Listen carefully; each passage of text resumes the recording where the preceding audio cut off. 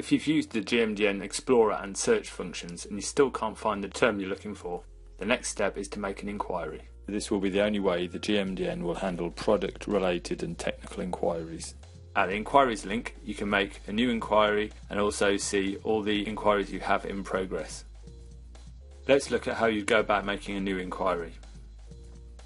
So firstly, you fill in your product details. Most of these are mandatory fields, including a URL or web link to your device, the reasons for your submission, and also it's mandatory to include some sort of product documentation. Step 2 of the submission asks you to select what type of inquiry it is. We suggest that if you have a complicated request or it involves multiple devices, say a system, that you click on the device details option, the last one.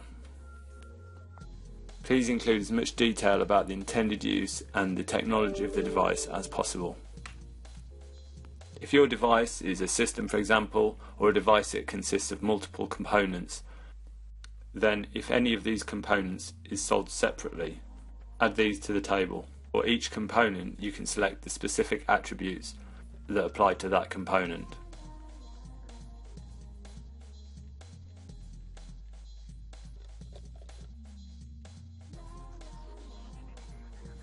Please also select any key attributes that are relevant to this device from the drop-down menu and add any additional information that might be useful for this request. The final step is the summary, where you can check that all pertinent information is included and that you are ready to submit. Please note that the cost to submit an inquiry has now been removed. You can now view your submitted inquiry at the inquiry page. Please check back here to communicate with the GMDN team regarding the progression of your inquiry and to answer any questions. Let's now look at another inquiry. This time we'll look at the similar to existing term option.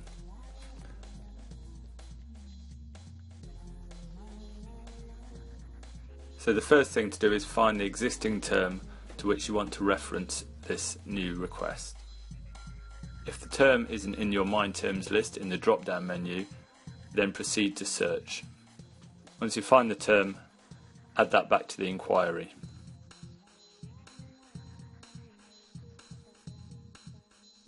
The next step is to review and edit the definition in such a way for it to accurately represent your device. It's important here to give additional information as to why you're editing the definition and to expand on these edits. You can then submit the inquiry as per usual. Thanks for listening.